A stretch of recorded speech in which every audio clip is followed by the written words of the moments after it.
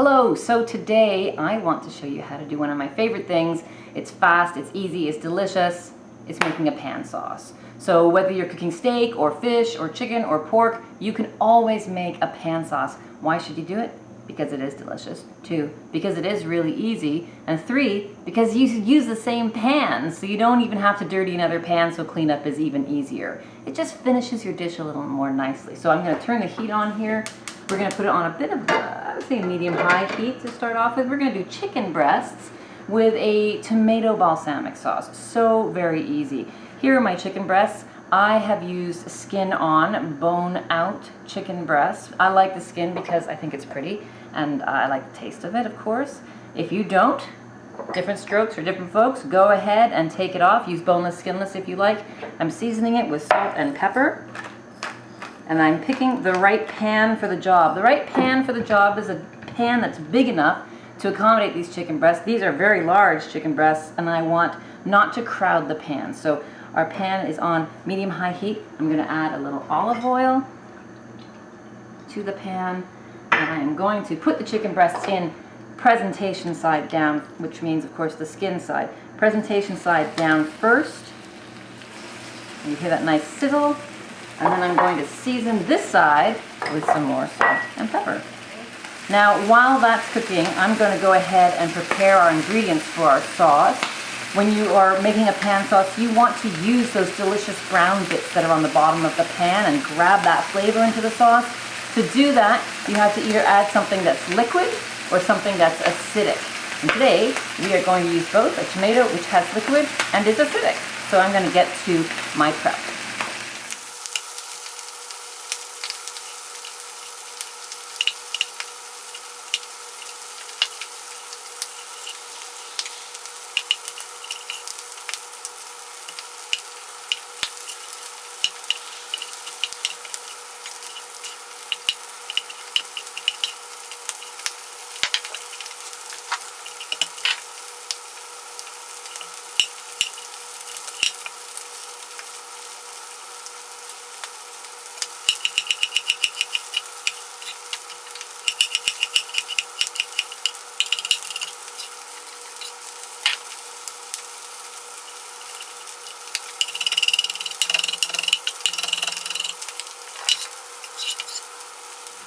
I'm just going to talk a little bit about our ingredients that you saw me prepare.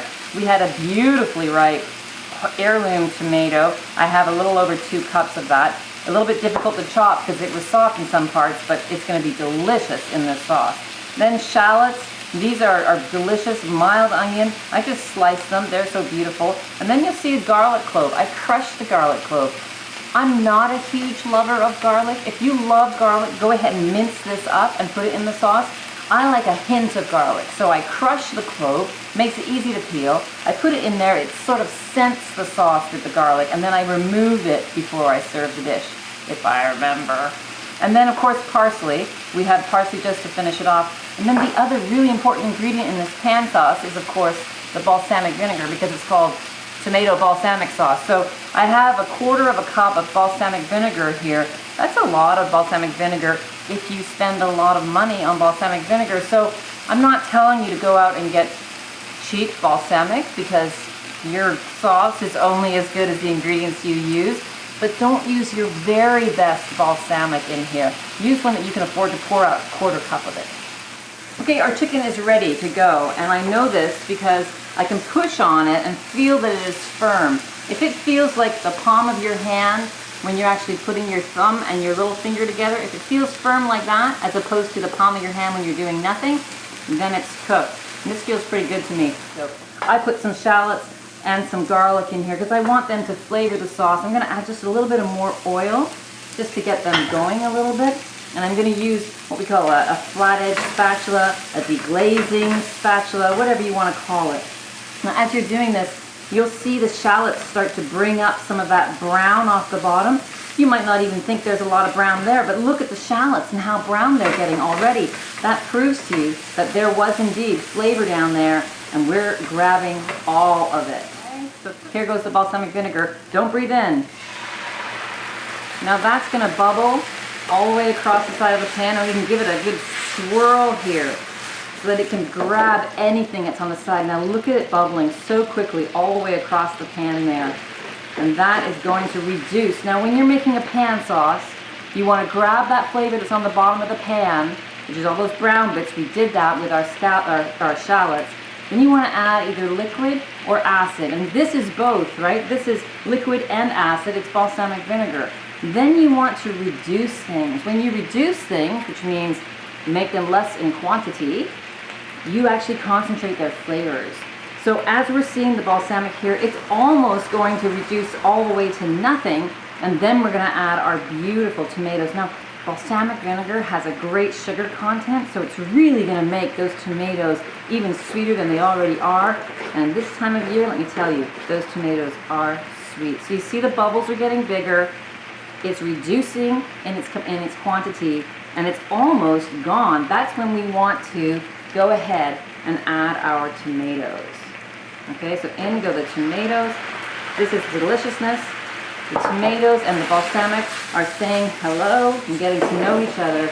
And now again, we want to let this sit, let it cook for just a little while so that the tomatoes break down just a little bit. Their flavors get to mingle with the balsamic and break down just a little bit. So while we do this and wait for that, we're going to slice up our chicken to make it look pretty. Look how beautiful these chicken breasts are, so nicely browned. And again, that's because we didn't turn them too soon. So lovely and beautiful. This is where the chicken was actually attached to the bone.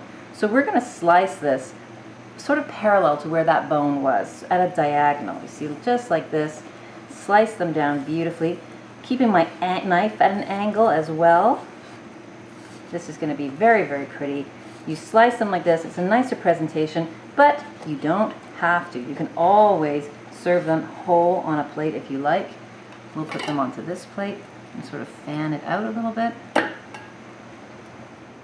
Chicken looks beautiful. Sauce is simmering nicely. I'm going to turn it off now because it looks like it's broken down a little bit. And very, very, very important, you must always taste anything before you give it to your guests. You have to taste it and make sure that it's okay. It might need a touch more salt. You might want a little more pepper. You might want to do something different to it and say, hey, you know, I'm going to put a little bit of butter in there to soften that acid and that sauce a little bit. Whatever you do, taste it before you put it on the food. So there is our beautiful sauce. In goes some parsley. Whenever I use a garnish or an ingredient like this, I always save a little bit just for the garnish at the end. So in goes that parsley to help it look beautiful. And I spy my crushed garlic clove. Before I give that to somebody for dinner, I'm going to take it out. Look how pretty that is. Now, we're going to just put this right over our chicken, and it's going to be lovely. So very, very pretty. Tomatoes just over the middle a little bit there. You want to make sure you still leave a little bit of chicken left so people can see that and see exactly what it is they're eating. And then drizzle that sauce, let it run down the chicken. This is going to be so nice. Look, I mean, it's beautiful. And this is something that people might not expect coming out of your kitchen. You can make a quick pan sauce. It took you no time at all. It did the chicken some good because it got to rest while you were making the pan sauce. You still only have one pan to clean. And you know what? I think it's pretty special. So remember, the important things are you need to have some liquid or something acidic like tomatoes to pull up all that flavor from the bottom of the pan.